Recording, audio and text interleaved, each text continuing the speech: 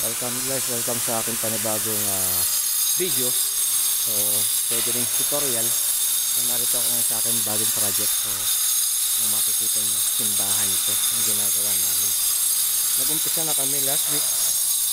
Bali, pang 5 araw na namin ngayon. Ginagawa namin is buong electrical ng simbahan ito. Ceiling lights. And then, ito. Kaya malaki yung aming sinisilsil dito. Dito namin lahat padadaanan ng linya ng electrical, speaker line, mga monitor, and then sa mga speaker, monitor, CCTV, and then sa electrical. So yan, bali yan, simula yung hanggang dun, papapahaba hanggang dun sa umpisa, papunta yun dun sa harapan.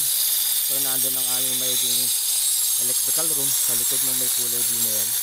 So kung makikita yan, ang haba ng aming sinisilsil. So yan, pinakating namin lahat yan. So nakuha ko tong project na to, salamat sa Diyos. Sa akin ito nagkatiwala ang paggawa ng electrical na simbang ito. Ayan, ayun yung mga tao. So gumagawa kami ngayon, bali 5 kami araw-araw. So marami kaming dapat gawin dito sa simbahan. Ayun, may mga guhit na yan, kakating namin para sa mga wall fan. Makikita nyo, ayan, may wall fan, may wall lamp, may linya ng speaker. So sa baba na yan, magkakaroon kami ng malaking J-box. Yung in-order ko, 200 by 150 by 80 mm. Yun ang available sa online na nakita ko. So nagpapabili ako ng 20 pieces. And then after na malagyan ko ng bubong,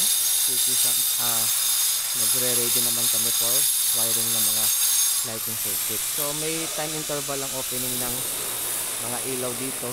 Mayroong master switch na isa in auto or in manual by time, and in manual pagka binuksan mo, so may time interval ang pagbubukas ng mga ilaw sa ginagawa kong project na simbahan ito. So sa Laguna po ito mga kalinya.